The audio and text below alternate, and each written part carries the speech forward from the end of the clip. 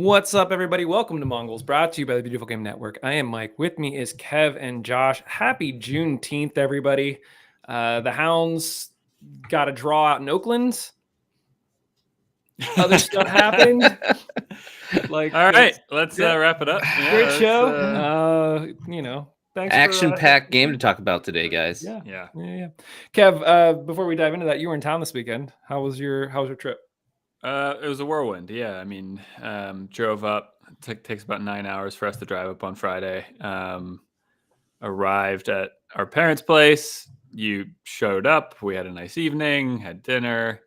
You guys left. We went to bed, and then woke up, and then it was just like, yeah, saw my friend, saw Riley's friend, saw my parents again, saw Riley's parents, and then we went to sleep, and then we woke up and drove home again for another 9 hours. So yeah, it was like. Sounds like a perfectly pleasant weekend, Kev. Yeah.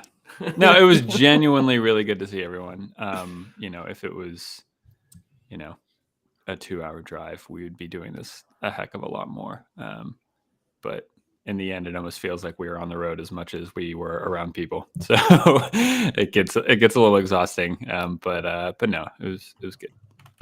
Josh, I was pretty sure Kevin was wearing platform shoes because I think he's now like a full foot taller than me. Either that or I've just hit that age where I started to shrink. That's definitely it. That's probably it. Definitely.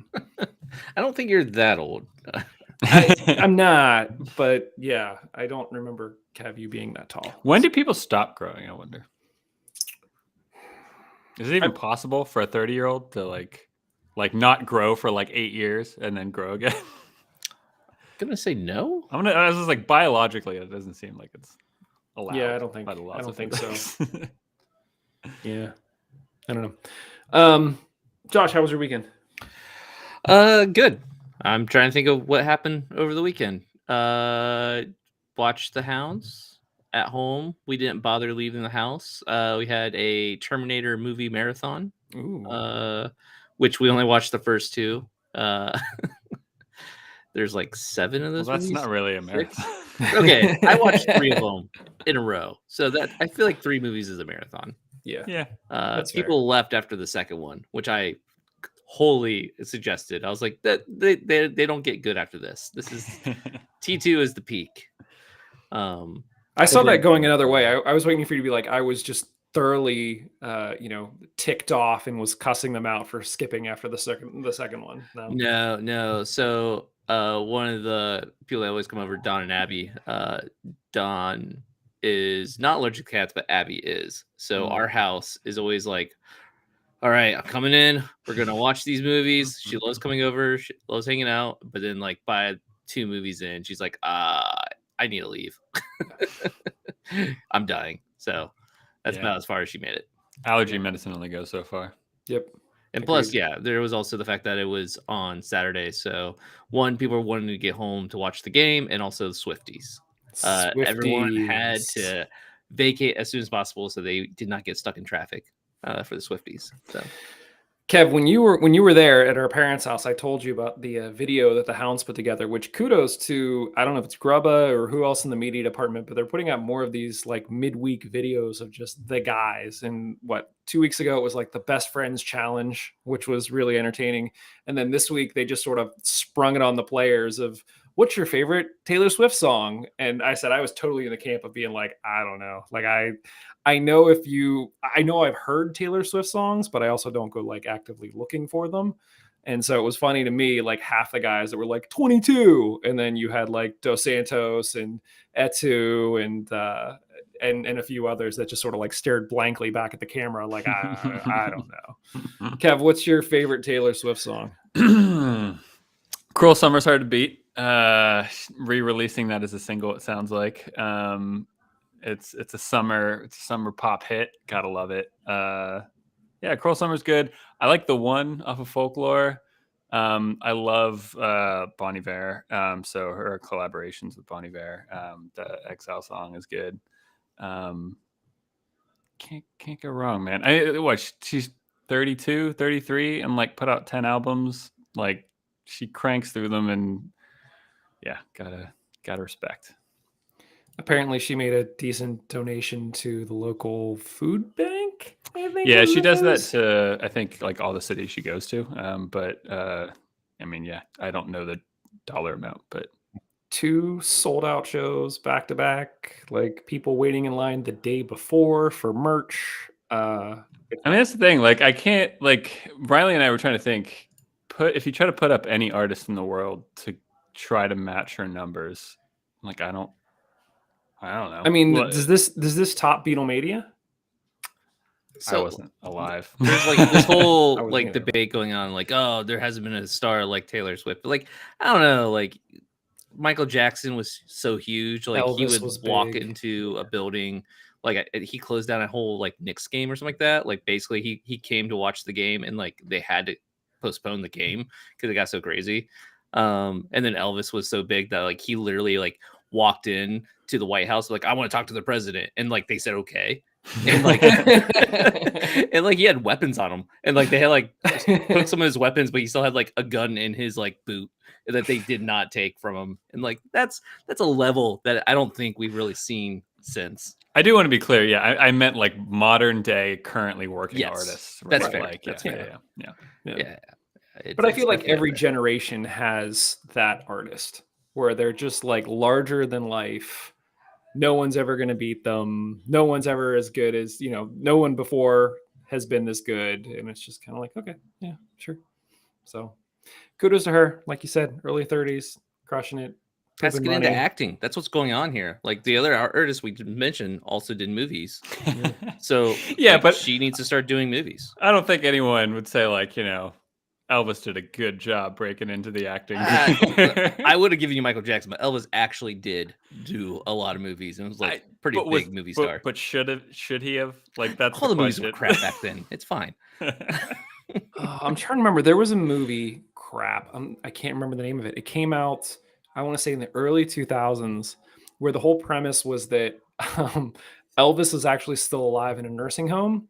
And there was Bubba Hotep. Boba Hotep. There it is. I knew you know it. Yeah. I mean, it's Bruce Campbell's in that. Yeah, and he's the one that plays Elvis, and love Bruce Campbell. So yeah, Boba Hotep is a weird, fun movie. Yeah. It's also like anytime somebody says Elvis in a movie, that's what I think of. I know it's not him, but like it was somebody playing Elvis in a movie. JFK. The one guy thinks he's like has the soul of JFK in him or something like that. Is the other character? Yeah, it's a crazy, funny movie. Yeah.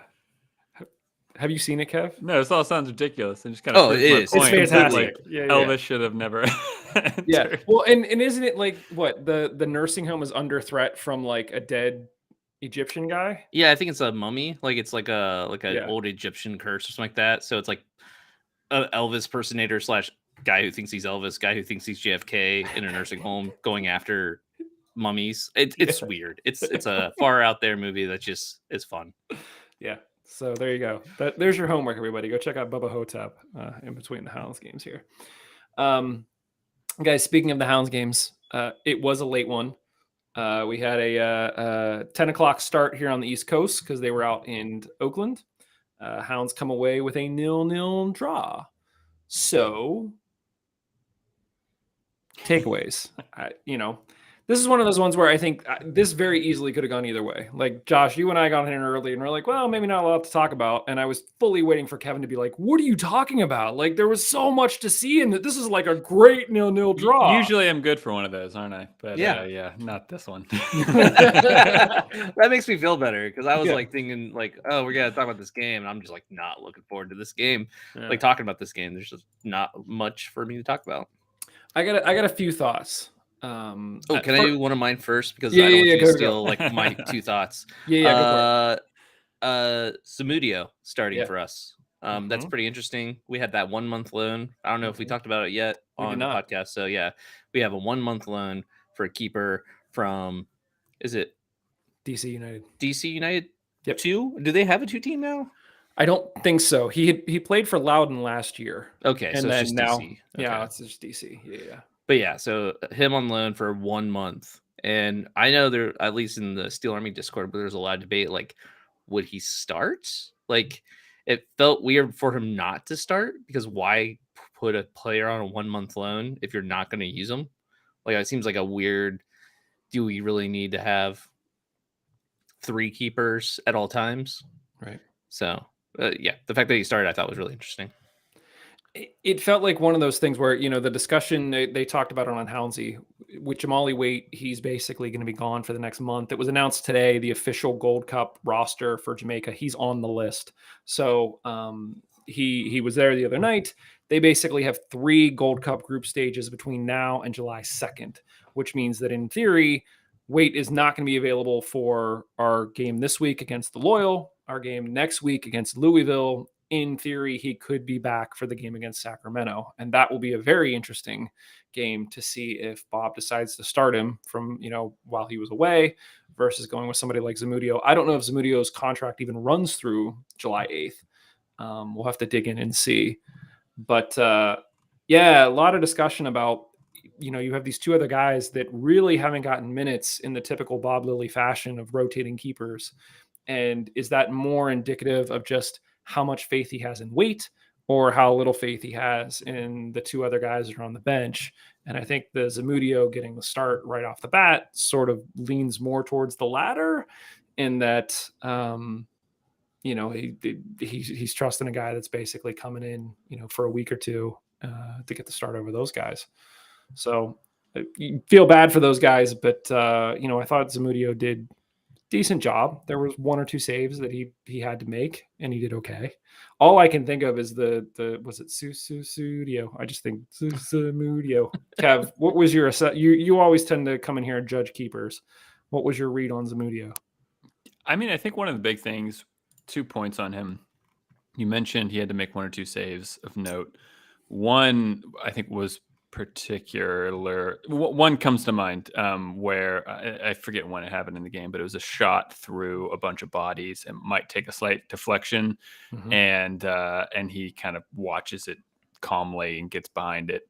That, and I think he just generally looked confident in his abilities. There was another moment.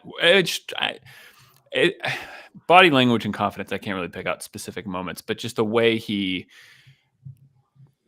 way he gets down for that save, the way he kind of collects balls, the way he's kind of restarting play. I don't know. There was a confidence in him, which is impressive. I mean, like, with a broader context, we don't have to linger on this point too long, but like, to have a month-long loan, even if it's like from DC to Pittsburgh, I just wonder what that does to you as like a human, right? Like, I presume you're just staying in a hotel for a month. You're coming in, you don't really know the players, and you're just asked to sit back there and go out to Oakland and go and just, save some, like, play well for one of the top teams in the East. And so, hard to kind of judge him off of this game. It's only 1 game, but I mean, he looks good. To your point, I thought there were 1 or 2 moments where you could tell that between him and the back line, there was this like, me, you, me, like, who's taking it, like, kind of moments, which you would totally expect just because the chemistry isn't there. But for the most part, he looked like a starting USL keeper. So, good on him. I feel a little bit bad for him because literally his birthday is going to be next game. His birthday's on the 24th. So he'll be turning 25 while as a Riverhound in Pittsburgh. Yeah. In Pittsburgh, away from everyone. So that really sucks. So, does that get him a tifo? Like, I mean, not in this short notice, but we'll sing happy birthday to him. I'm sure of it. Okay. Ariana doesn't want to, do the tifo. No, it is a short notice. I get it. No pressure. I thought he did good. I thought it was interesting that after the last 2 games, Tola was 2 for 2 in goals, did not get the start in this one, came on at halftime. I thought called it. Yeah, I mean, I thought he looked good. I thought his hold-up play was decent. He had a couple of chances that he put on net. They obviously didn't go in, but he looks confident. Confidence. We'll see. Yeah. There was one in particular where Laser got the ball deep and sort of crossed it into the box, and Tola did like a little heel flick almost. And unfortunately, the keeper was like 3 feet away and was ready for it. But it was a cheeky little thing that you don't do if you're not sort of brimming with confidence. So it's good to see that after the start of the season, he still has it. So good on him. one of the things that was like running through my head, because I knew going into this game what the final score was. I ended up watching it the next morning. Do you guys feel that this was 1 point gained or 2 points lost? Kev? I know 1 point gain for sure. The thing that was running through my head before the game started was that I was like, okay, if they get 3 points here, then this is undoubtedly like we are going for first in the East, and we are putting a big flag down and saying like this year is ours. And because to go on the run that we have gone on and to play as well as we have been playing, I know it kind of sounds a little ridiculous, but to go away to Oakland and win, I think would have been huge. It was definitely on the cards for how we were playing, but I think it would have been big, especially with the injuries that we have. You can make an argument over the past couple games that we've maybe been outperforming expectations based off of, who we see. So a draw away from home in the current state of the season, once again, I know that sounds weird off the like win streak we've been on, is really important to make sure that we still have a very strong foundation moving forward. Confidence doesn't drop too much. And I mean, more importantly, hopefully that it's already gotten across throughout the podcast so far. This wasn't us hanging on for dear life and we, undeservedly got a draw. We play solidly over the course of the game and get a draw. It's a good point. I'm happy with it. Yeah. At one point while I was watching it, my wife walked in and she was like, "Oh wow, it's 0-0." And she's like, "Wait, they're in California?" And I was like, "Yeah." And she was like, "Wait, and we're missing Dequa and Wait?" And again, I was like, "Who are you? Like what?" And I said, "Yeah." And so she was like, well, "That's not awful." And I was like, "Yeah, you're right. It's not awful. Like you go out, you get the job done, you come home. We're going to talk about it in a few minutes, but out of our next 10 games, 8 of them are at home. So like you take this one on the road, you get your point, you come home, set up camp for the next 2 months and just, gobble up all of the points." But back to the question, Josh, 1 point gain, 2 point loss. Definitely 1 point gained. And I was going to speak to the rotation because it's more than just Wait and Dequa. It's Wait, Dequa. Ordonez wasn't on there. I was really surprised by that. I thought he's been solid, so I was kind of surprised not to have Ordonez. Mertz also not there. So it's a situation where like that's a lot of key players for us right there alone. And the fact that we go out there with a point, yeah, I'll take that. Sure. Do you think kind of wish this game wasn't so late, so it was easier to watch this game? But yeah, I stayed up for it. I did not watch it afterwards, and it was definitely a slog. So yeah, respect. Do you think the Mertz thing is? Does that point to the injury being more serious than you would think, or less serious in a weird way? I think from everything I've been hearing is that it's not so much that the injury is serious, it's just that it does need time to heal. It's Right. like he needs to not be aggravating it so it can heal. And he didn't even want to come on, from my understanding, the previous game where he was on for like 10 minutes and got shuffled back out because, yeah, he didn't want to aggravate it. So, like, this is much needed time off for him to get that healed so he can't come back 100%. Yeah. And again, I think Houndsy talked about in the last episode, the depth of this team is just kind of insane. That, Josh, you just rattled off a whole list of, really 4 players that could be in all US. I shouldn't say all USL contention, but like definitely first names on the team sheet that are just out. And we're able to plug in guys. We see some more Rovey, who like has been in and out of the lineup with injuries this year. I would argue. I mean, I still don't think we have a ton of depth, like in the forward line. No, for sure. And the lack of goals is showing that. Like, I mean, the fact that I feel like Dequa being out is a huge hindrance to this team. We've been able to overcome despite that, but it has always felt like a pleasant surprise, not a given. Yeah. Yeah, I think that this is, as long as Deke was healthy, I don't think that Tola gets a ton of minutes, which I think is a shame. I think it would be interesting to see more. There's been a few games where the two of them play together, but it feels like Lily prefers Kiza to Tola if he's going to play two up top. This is the opportunity for Tola to hopefully get some more minutes, get the confidence up so that maybe there is a bit more of a balance once Deco comes back. But when you literally have somebody that's, tied for the Golden Boot lead, and it's just sort of tearing it up in multiple facets of the game, you're not going to bench them for Tola at this point, unfortunately, for him. So, yeah, I don't know. I mean, we can have a brief conversation around the Tola stuff. I mean, because it got teased last time we chatted about, like, okay, do you guys think Tola starts this game? What do you think this means in Tola's place in this squad? Because if there's ever a time to start, I was surprised. I was surprised he did not start this game. I thought he should have started. Yeah. It's so tough, right? Because any other coach might have dropped him after 3 or 4 games because he was getting opportunities. He wasn't capitalizing on them. And Lily clearly saw something in him. He continues to see something in him in practice that gives him the belief that Tola is going to be a really prominent striker in this league at some point. And look, it could be the case of, you look at a Biasi, you look at an Ibarra, where last season they didn't get a ton of minutes. They were kind of hit or miss. When they both were sort of signed, we were like, okay, like, can we do better? And like now they're both sort of standout players for the team. It could just be the case that we have this first year out of college kind of thing where it takes some time to develop, and Lily knows that.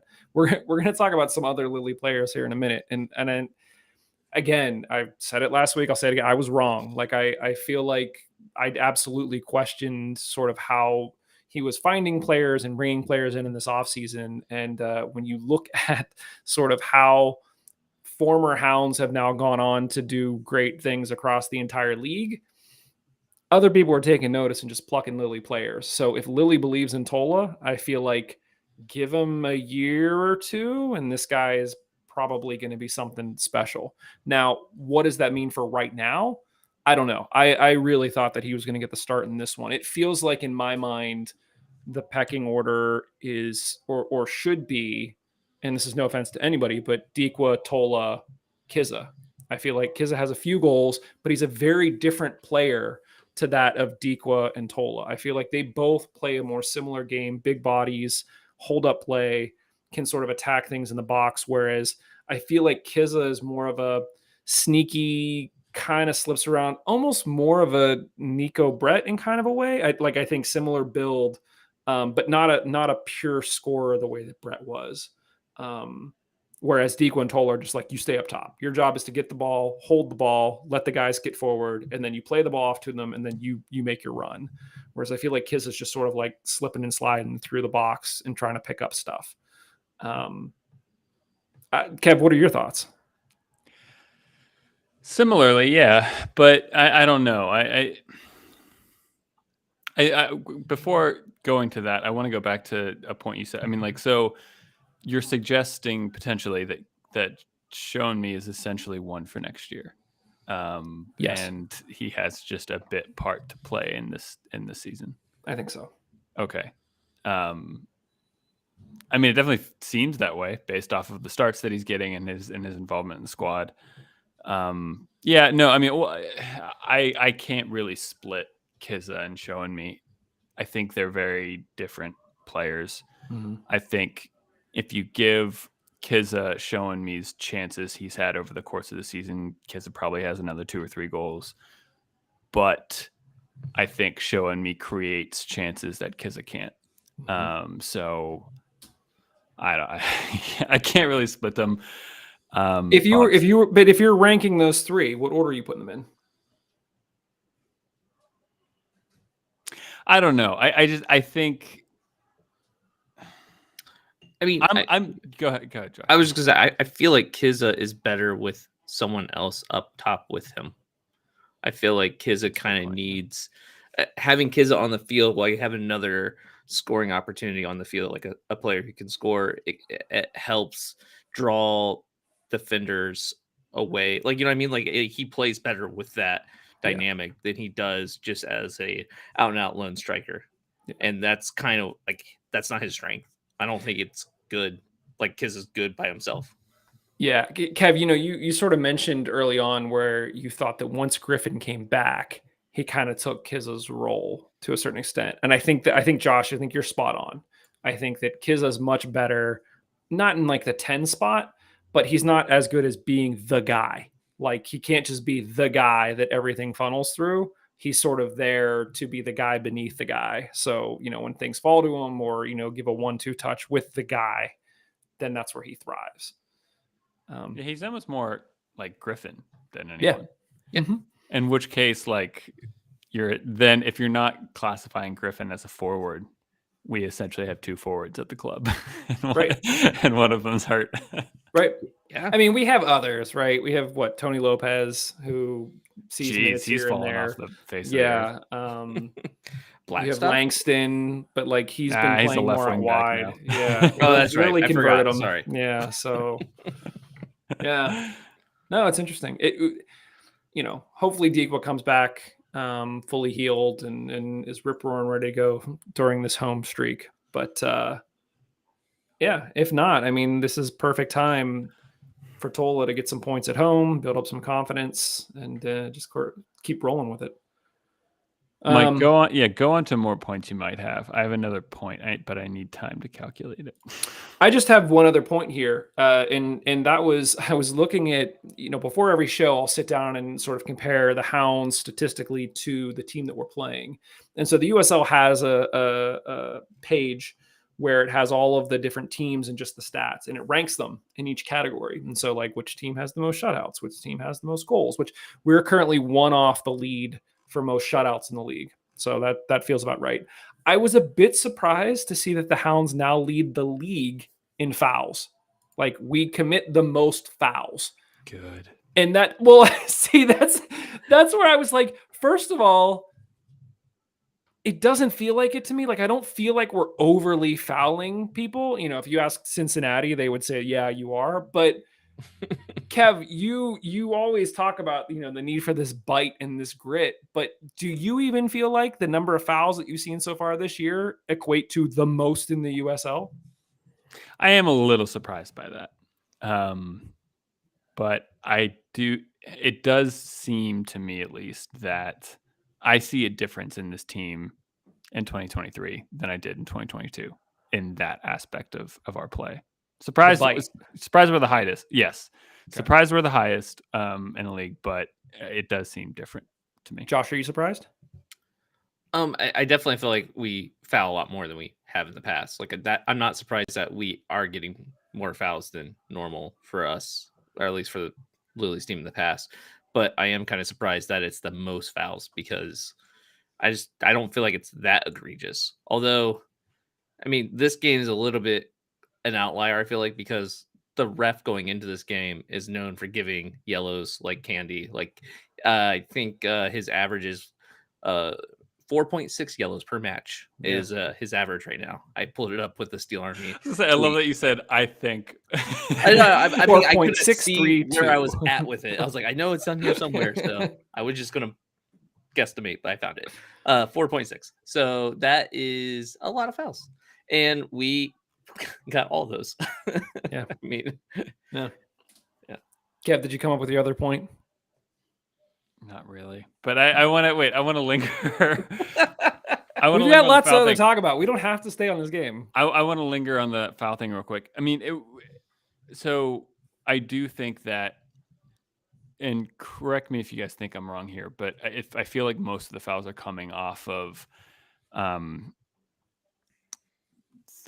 mostly, I mean, okay, if I say defensively, well, yeah, 5 out of our 10 outfield players are defenders. But, if you Dos Santos, Farrell, Ordonez, Hogan, DeShields, I feel like in scenarios where we play a back 3 or a back 5, depending on how you want to cut it, and Lily wants those center backs to be aggressive, knowing that the other center backs can bail you out and sweep up behind you. I think what we were kind of we got done on in the past, or at least in the past year, like last year, was in those scenarios when you come out and you're one-on-one with the opposition forward, if you don't win your battle, it's a chance for the opposition. And I am completely okay with going in and knowing, like, okay, if I'm losing this battle, then I'm at least willing to go in there and also stop the play, allow us a chance to regroup.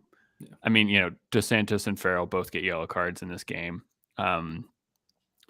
So you're saying win the ball or take the foul, like win the ball or yeah, I mean, stop the because attack in at all those costs. scenarios, Lily's putting so much responsibility on those Mhm. on those defenders. He's kind of putting them on an island a little bit, Mhm. and leaving them really exposed. And so you can't get beat. Ibarra can go in and press and get beat and it not lead to a chance.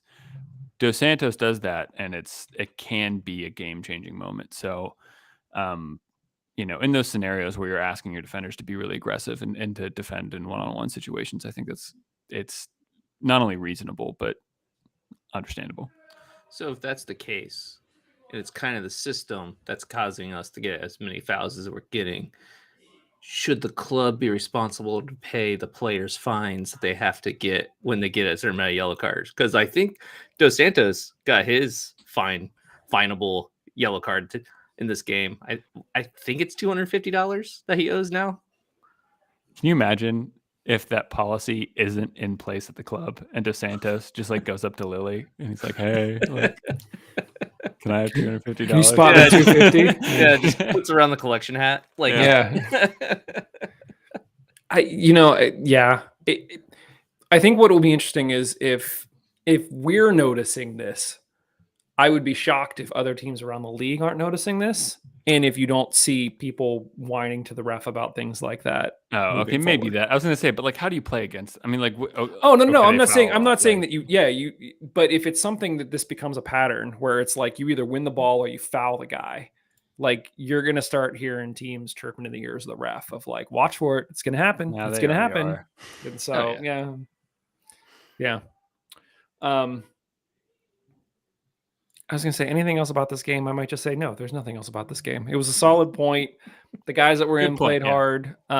You're traveling across the country. It's a late start. Your body feels like it's 4 hours later than it actually is. So to come away with a point, great. Take it. Go home. Super duper.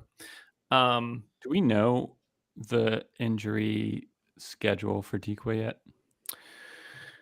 The latest that we got from Steve was last week, and the word was 4 to 5 weeks.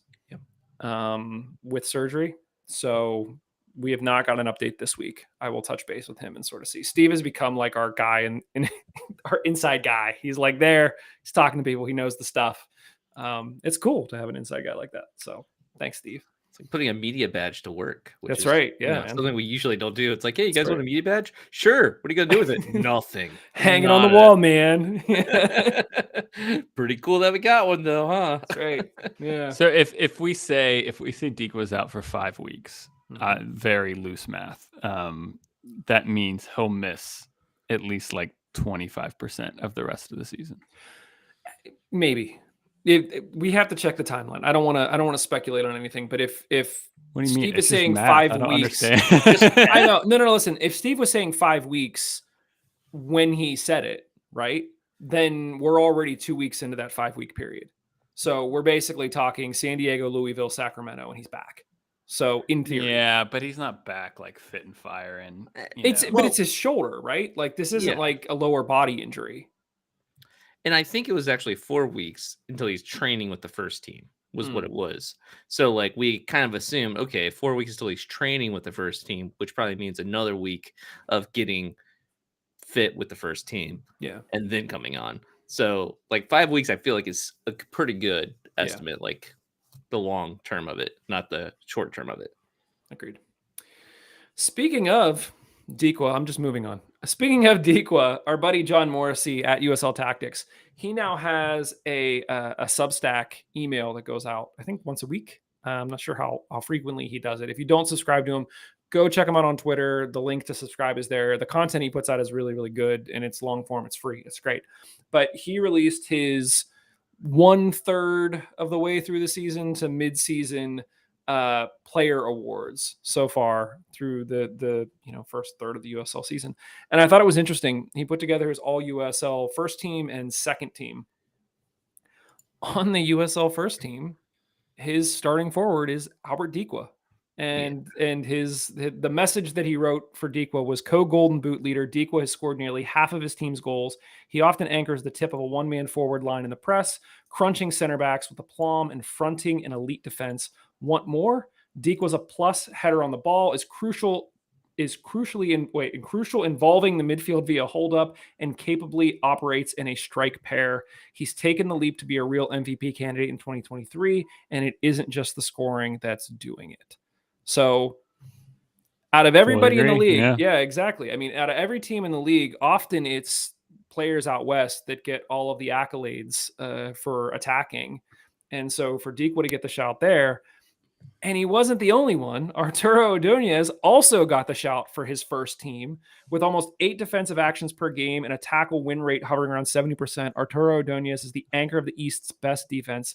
The centerman in the back three, Ordonez is both a clearing center fielder in the box and a marauding destroyer capable of stepping into the midfield. His poise is remarkable for a second-year pro. And 3 goals. So, like... I was pleasantly surprised. I had that email sitting in my inbox for a few days, and I was like, I'll go read this and see what's there. And I was like, wait, hold up. What? Like, we got 2 players in the all USL starting 11 from John, which, listen, I know it's all fake. It's all made up. It doesn't really matter. But knowing John, I sort of take what John has to say over what like USL itself has to say, because I know that John's not full of crap and he doesn't sleep because of all of the games that he watches, whereas USL clearly does not. So I will say with USL Tactics, it's less politics, I feel like, in play. Yeah. Like anytime something comes out from USL Maine, like the home office, I always feel like, are these teams like, oh, we have to make sure we distribute it across the whole league so that way everyone's happy that we're like calling out certain players. Like it always feels like maybe there's a little bit of making sure everyone's happy, using this as a publicity thing for like other teams and like making sure they all get a shout out. So yeah, it is nice to see John's rankings. I feel the same way about his articles on Backheel. Like I know power rankings are overall BS, but it is nice to, when I read his, I feel like it's a little bit more like, he's not just going to blow smoke. Yeah. What was interesting was when you looked at the rest of the first team, also on the list were Danny Vitiello and Russell Cicerone. So I just mentioned how Lily has this penchant for picking out players. 4 players out of the starting 11 are former Lily guys, or I should say former Hounds guys, not even former Lily guys. And then he moves on to the second team. Danny Griffin gets the shout in the second team. I'll read his because I just read everybody else's. A midseason pickup for the Riverhounds. Griffin has hit the ground running and then some upon his return to the Steel City. Used as something between a number 8 and number 10, Griffin's positioning without the ball single-handedly clogs the center of the park for foes. He can still put in a neat tackle and does so efficiently, but the manner in which Griffin connects with his teammates on give-and-go moves and runs of Albert Dequa is more exceptional still. Pittsburgh goal difference with Griffin on the pitch is 1.6 goals higher than without him, and that says it all. So 3 guys on John's, top 2 USL teams thus far. Can't really argue with it. I did think it was funny. On his second team also was Shane Wheat, who was with Sacramento, and Alex Dixon. So again, 2 more Lily guys. 5 or no, wait, I can't do math. No, that's 4, 7. 7 out of 22 players are former Hounds on that list. Also, for whatever reason, it didn't click to me that Shane Wheat is also with Sacramento. So now you have Cicerone, Vitiello, and Shane Wheat are all with Sacramento. So in 3 weeks, when they come to town, that's going to be a very fun game. That's going to be a bit of a homecoming for all those guys. What team does Dixon play for? Monterey Bay. Hmm. Yeah. Yeah. Guys, any thoughts on that? Is there, he specifically calls out Ordonez, Dequa, Griffin. Do you think that there's anybody that he should have gave a shout to before those guys, Josh? I mean, I'm gonna say Jamali Wait, but I kind of understand why. Yeah. Not like I don't know. Keepers in the Lily system are always weird to me because you kind of just they're good. They get great clean sheets, but is it because of the system or the player? Although him getting the Gold Cup call up is a pretty good indication of what people think of his worth. Yeah, it is interesting whenever you look at a Lily keeper. Oftentimes they will get shutouts for Golden Boot, but it's often not like they have the most saves because they're just not facing as many shots as some of the other teams. When I'm doing these comparison between teams, oftentimes you'll see that the opposing keeper has a higher save percentage, but simply because their defense is letting far more shots through than ours do. Kev, what were your thoughts? Do you think there's anybody other than Etu that you think should have gotten a shout above these three? That's the thing. I was thinking about whether or not to mention Etu. He missed like half the season though. Like, well, that's the. I mean, so did Griffin. I mean, but no, all of those players deserve their spot, and I would. Yeah, I mean, I would argue they're probably our top 3 performers of the season. I need to try to be objective here, and I still think Etu's quality is insane. And I don't disagree. Yeah, I think he's a very, very good player for us, but no, not ahead of those 3. Yeah. So that's just a little sampling. Like I said, if you don't follow John in all of the various places that he writes, John Morrissey, make sure you go check him out. And like I said, his Substack comes right to your email. So go check it out. Interesting stuff. Sometimes he'll do deep dives on one particular team. Sometimes it's sort of all league stuff. It's really all over the place. Just John doing what he does. So we almost always have him on every season. Great dude. Yeah, good stuff. Guys, let's take a quick look at the standings here. So that 1 point, unfortunately, drops us out of the top spot in the East.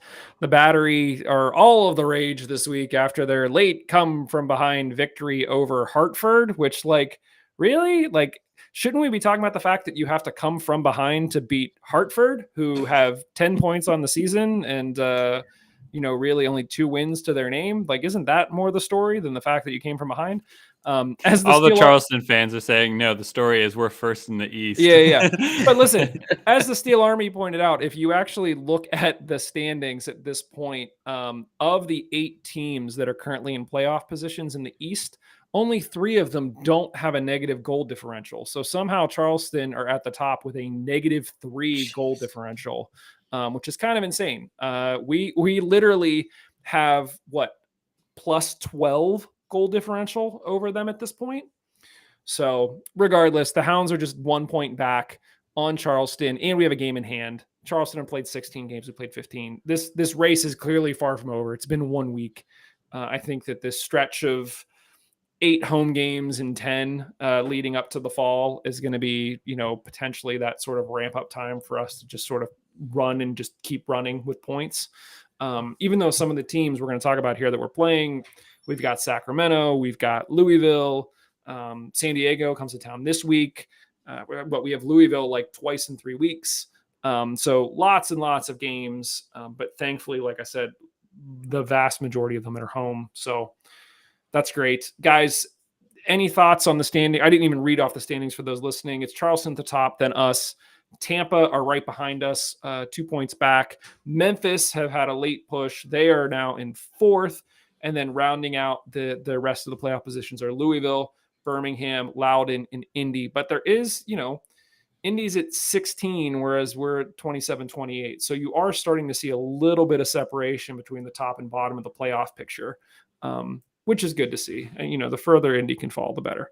But any other takeaways from sort of looking at the standings? Louisville still surprises me. Like, I don't know why, like, just the thought of Louisville not being a dominant team in the East is just crazy. And they're not right now. They're not looking great. Their last 5 games, they have 2 losses, 2 draws, and a win. So apparently they're struggling to score, but they have a rookie keeper that's like playing out of his mind.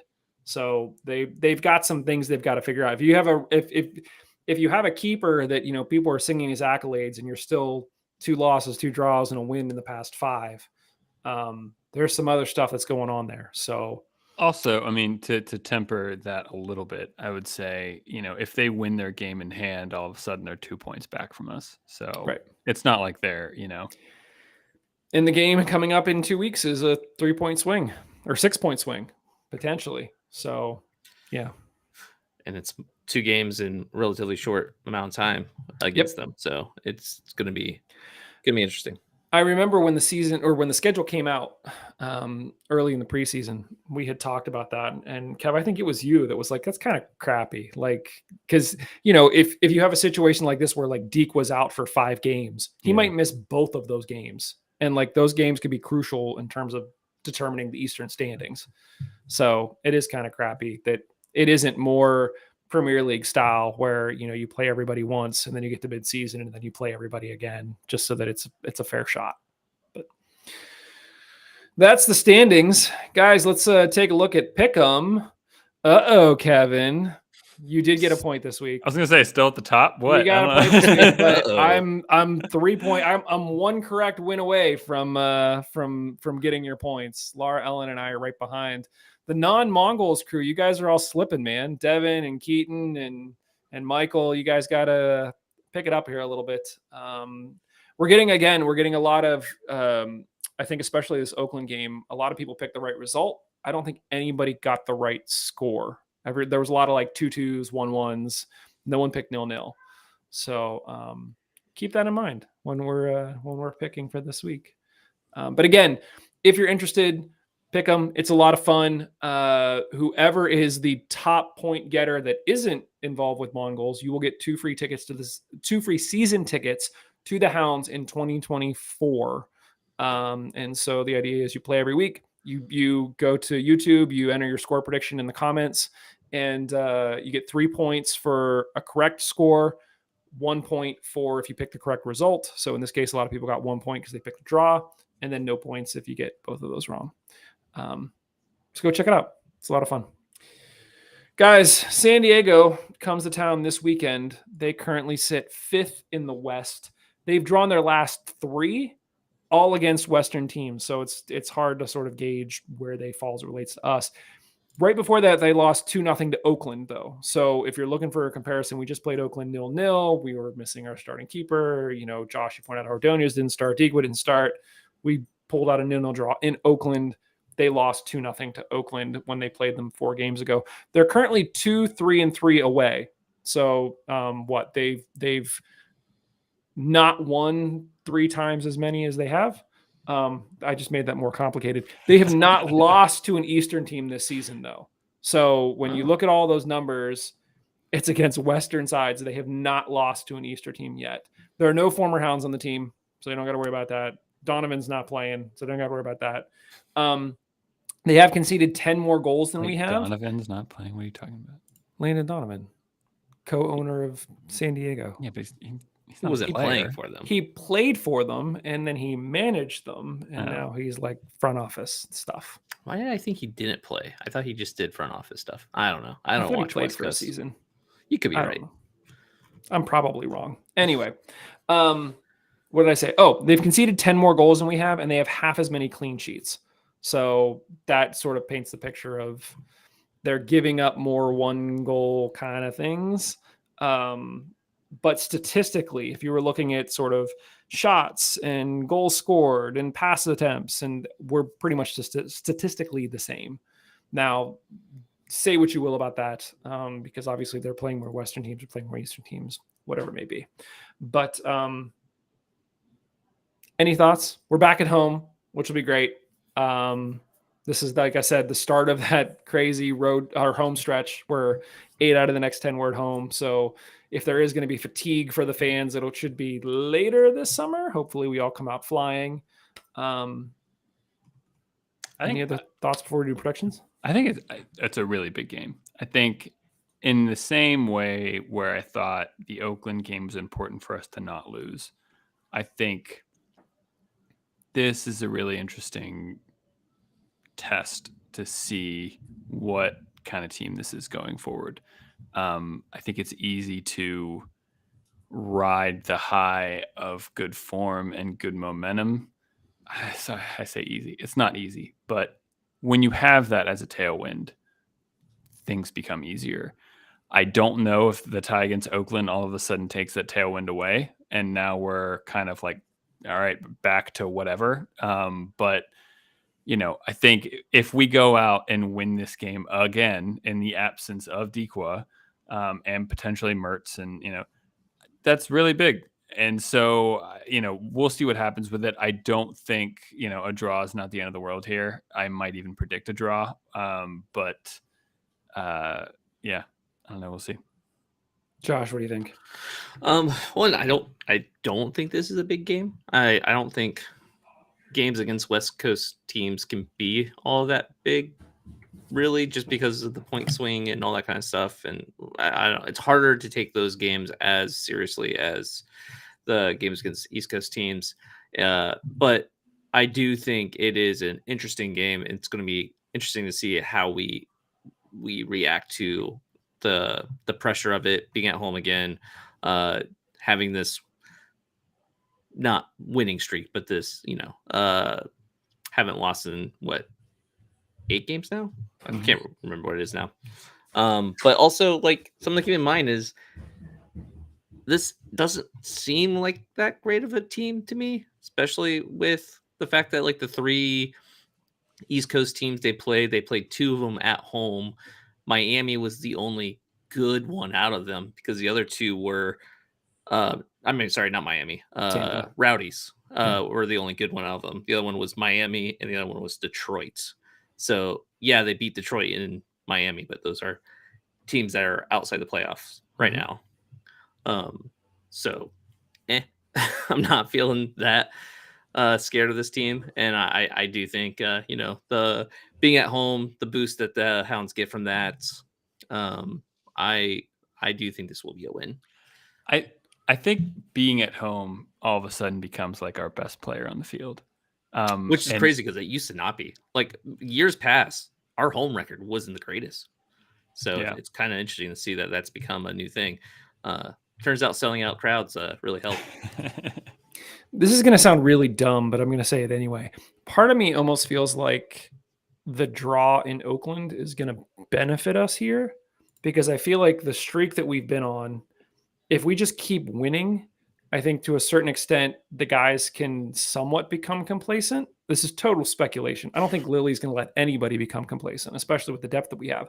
But if you go to Oakland and you win, it's very easy to look at the schedule and be like, we're going home and we're going to play San Diego. Like, we can roll up and, like, this should be a piece of cake. We're dominant at home. No big deal.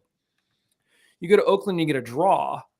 There's a little bit of humble pie that goes into it where it's like, you know what, like, we still have to fight for every inch of this. And so therefore, yes, we're at home, but this is not a gimme. Like, we got to really work for it. And we got to get the 3 points. So if we have Mertz, if we have Ordonez, I do think it's a lot less of a toss-up for if it's going to be a draw or not. I think if we have, other than obviously Jamali and Dequa, if we have everyone else healthy and able to play, I feel pretty confident about this game. I would agree with that. I would say having Ordonez and Mertz in the starting lineup or in the starting squad, like, increases our chances by like almost 50%, which feels big. I don't know. I'll be controversial here. Both of you said multiple things that piqued my interest. Mike, I'll start with you. One, I don't know. I think if we need a draw for us to, I don't know, not become complacent, then this isn't a team that's going to win the league this year. Like, to have a winning mentality. This is why I said it's probably stupid, but like, no, it's not stupid. It's an interesting point that I think would have been relevant in years gone by. And all right, here's some real, hand grenade into the conversation. Josh, in a slightly humorous, slightly serious point, you said the line something like, I don't think this is a very good team. And then I finished your like thought in my head. I was like, yeah, on paper, we don't look like a good team right now.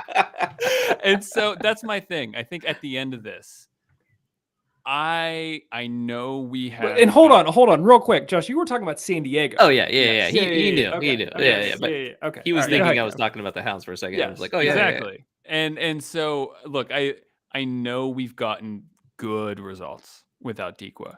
I still don't know who's going to score for us in this game. And I think that continues to be a serious problem. I think we skated by with Ordonez scoring 3 games in a row, back to back to back. And then, I don't feel, let's put it this way. I think Kizzo will probably start again. I think Shuamni will come off the bench. I'm not confident either of them are going to get a goal. Maybe Griffin gets a goal, but once again, let's not remember Griffin has 1 goal and 0 assists so far this season in regular season USL play. Or is that Mertz? No, that's Mertz. I can't say that's not Griffin. Never mind. So, Kenny's not necessarily lighting it up either. So I don't know. I just want one thing that you saying that made me realize something. Maybe the fact that so many of the East Coast teams have negative goal differentials this year is more of a condemnation on how easy it is to score against these teams and how lucky that's been for us, because we don't have out and out strikers right now. We don't have easy goal scorers. So it's just the luck that this year's teams seem to suck defensively and they're all just leaking goals left and right. So that's been to our benefit more than any other team. Yeah, I think that's a good point. And I don't know. I just look at years gone by. Let's even take last year, for example. I don't, Cicerone, Dequa, Dixon, all of them weren't as good as Dequa is this season for us. But you can kind of count all of them to get a goal every 4 games. And because of all of them could account for a goal every 4 games, that meant any given game, you're getting a goal out of one of them, probably. And so I always felt confident saying, well, we'll get a goal from somewhere in this game. With this, I genuinely struggle to see where our goal comes from. But isn't that part of what makes this team unique this season? I mean, Etu scored 22 seconds into the game last week. That's true. Look, I'm like, yes, and that was a great team goal. We flood the box. We get. I was gonna say, I think you made the point. Yeah, 5 players in the box. So is this more? Let's just is put this it this way. season more about system than stars? I haven't seen. That needs to become a repeatable pattern for more than like 5 games, and I think so far this season, it's been Dequa lights it up, and we're strong defensively. I would say that, great team goal is a recent abnormality, not a season-long norm. And so before I can start leaning on that as a source of our goals, and also look, once we get good team goals where we're flooding players in the box, Griffin's numbers have to go up, Mertz's numbers have to go up, Kenny's numbers have to go up, and right now they're not. And so, and I know Mertz is hurt and blah, blah, blah, blah, but I'm going to push on that just a little bit because I feel like it's very easy to sort of look at individual statistics and say, oh, well, that's why this thing is happening. But I look to Tola's first goal in the regular season, where Biasi sort of makes a run, feeds a ball in behind, and Tola is there to put it away. That's a goal that Dequa scores. I think that goal is a result of the system, and it just happens to be the case that we have players that you can sort of plug in and they'll make things happen. And just for the system to this point, that player has been Dequa. We've seen Tola get into situations where he could put them away, and even if he put away half of the chances that he's gotten thus far, he'd be right behind you. He wouldn't have 9. But he might have 4 or 5, and then we wouldn't even be having this conversation. We'd be like, we know where the goals are coming from. So I think that, yes, I see your argument of it's not easy to predict in the way last year where you're like, oh, it's going to be Dequa, Cicerone, or Dixon. Like, that's where the goals are going to come from. But that doesn't mean that the goals aren't coming. And so we've only had 4 games this season where we didn't score a goal out of 15 games. So that's kind of nice to see. And I'm trying to figure out which ones Dequa was out for, but I don't think the 0 goal games are all Dequa not being in the game. Yeah. And I think it's also just one of those situations where when I need to look back at, what is our actual goal against average? I'm assuming it's less than 1 at this point. All you need is a goal and you can win. So this isn't like we need 3 or 4 a game. It's you need 1. And when you only need 1, it can come from anywhere. Doesn't matter. And so, I think all these are really good points. And I mean, even I said last week, I think I predicted a 2-2 draw. And I think I said, I don't know where the goals are coming from, but I think so.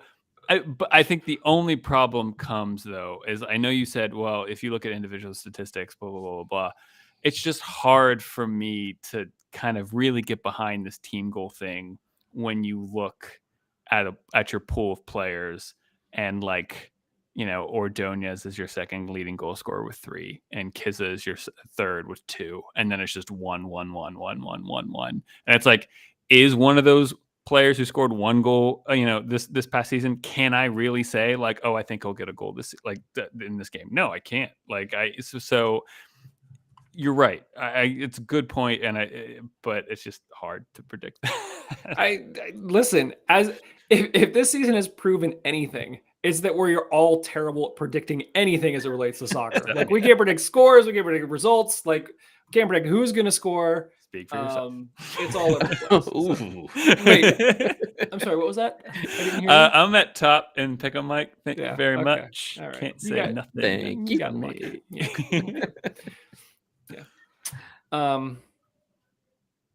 Let's do some score prediction, guys. Kev, since you're so cocky and overconfident over there, what's the score going to be in this one? I'll go with another 0-0. Oh, dang. Gosh. 1-0 Hounds. You only need 1. I'm gonna up it. I'm gonna say 2-0. Last time I said 2-0 and I was like, oh, I don't feel good about this. Like I forgot about Dequa being gone. I forgot about Waite. And then we got the goal 22 seconds in, and then Tola had the icing on the cake at the end. So I'm going to say another 2-0 game. I think San Diego, Josh, to your point, yes, they have not lost to an Eastern Conference team yet, but most of the teams they played aren't good. And when they played Tampa, Tampa was not Tampa that's on the hot streak that they're on right now. They're going west to east, which I would think is harder than going east to west, but maybe not. And then smaller field, turf, the whole thing. I feel like we have it. Highmark has become a bit of a fortress, and I think that the guys will capitalize on it and be gearing up for, Louisville coming to town the week after that. So 2-0 is my shout. Guys, real quick, I've mentioned this a bunch of times. 8 out of the next 10 games are going to be at Highmark. Josh, I'm assuming the majority of those you will be there. Just what is your gut when I say 8 out of 10 games are going to be at Highmark? The only thing that makes me pause is congestion of the schedule. Mm-hmm. Like I'm happy if it's like, hey, every week we have a game at Highmark. That's great. Hey, every week we have like 2 games at Highmark. That's okay. Wait, hold on. I don't. It's nice that they're at Highmark, but it's a little bit scary to look at congestion of the schedule. But they've been great at home, so sure. Let me ask you this: in this next 10 game stretch, and it's hard to say without actually looking at the opponents or things like that, but we have said, Kev, you mentioned that Highmark has sort of become the 12th man. In the next 10 games, how many losses and how many draws do you think we get? That's a lot. I'll say 2 draws. 2 losses, 3 draws, 5 wins. Okay. I don't freaking know. So, like, I'm trying to figure out how many of these games are actually at Highmark, because we have an away game on July 12th and an away game on July 22nd. Mm-hmm. One of those away games is at Louisville. Yeah, I know. That's what I was just looking at. I'm like, oh, I forget where the other one is. Yeah. Isn't that great, though? We spent the like podcast saying like Louisville, man, having a bad season. Then we're like Louisville away. We're like, oh, I don't know about that one. I mean, the sad part is the other one is against Charleston, and they're top of the East right now. So it's like the current top of the East and the historical, top of the East teams are both our away games. Yeah, I think 3 losses is, but I'm not putting draws in there. I'm thinking like, yeah, the rest are wins. That's what I'm saying. Liz says mumble mumble carry the one. Yeah, that's where we're at, Liz. It's that point of the show where it's late and we're just kind of mumbling through it. I'm gonna be optimistic. I'm gonna say 2 draws and a loss and 7 wins. I think we're on a bit of a tear. I think we keep riding the wave, and I don't look if the Battery are like the best team in the East. They did not look like the best team in the East when we played them, and we didn't have Dequa. I think this team is something special this year, so we'll see. You happen to be more optimistic than I am, and I thought I was being which going into the season, I was absolutely like bottom. Yeah, remember that? Yeah. Remember that Mike, that pessimistic Mike that we had at the beginning of the season? Yeah. Kev, you look like you were going to say something. Yeah, and I don't know what it is now. It is that point of the show. Well, yeah, that is what we think. Let us know what you think. One programming note: next week I will I'll be in the country, but I likely won't have internet access, so I will not be posting the show on the typical Spotify, Apple, whatever it may be, just because I won't be able to. But there will be a show next week. It will be on YouTube. You can watch it live on YouTube. You can listen to and watch the show after the fact on YouTube. And you can now listen to the podcast on YouTube Music. So YouTube Music now has a podcast you can subscribe to. It'll act just like any other podcast. So you'll be able to listen to the show. When I get back, assuming I'm not completely drained, basically Saturday when we play Louisville, I will try to post the show, but no guarantees. So there might be, if you're listening on Spotify or Apple and you're waiting for the show to come out next Monday, go check it out on YouTube, subscribe on YouTube, get all the updates, all of that. And yeah, apologies, but not really. Way to go, Mike. Life goes on. I know. Like I said, I hope this is the last time, like have fun forever. in the woods. That's right. Yes. Last time out in the woods for quite some time. And then we'll go from there. You live out in the woods. I do. I do live in the woods. Literally yesterday, I was in the house and I heard the chickens making a whole bunch of noise. And I was like, what is going on? And I looked out to see a fox, like broad daylight, like chasing one of the chickens. And so I like yelled at it like it was going to do something. And it did. Like, yeah. So yeah, yeah. Fox, so get out of the hen house. We're down a chicken, but what are you going to do?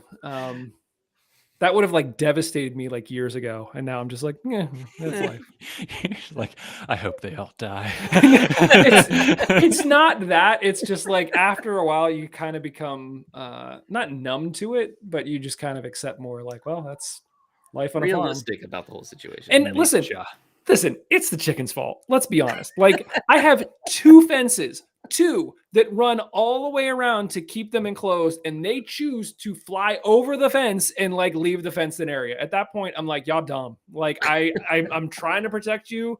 You're ignoring the protection. There's only so much I can do. I'm not putting leashes on you. That's not going to happen. That'd so be like hilarious if you leashed all of your chickens. Walking my chickens around the neighborhood. Chickens again. Yeah. So. All right, I think that's our show. Man, I was like, we have nothing to talk about. This might be our longest show this season. Thank you, everybody, for listening. Yeah, we'll be back next week to talk all about San Diego, to preview what to expect from Louisville, and go from there. But in the meantime, thank you, everyone. We will talk to you very, very soon.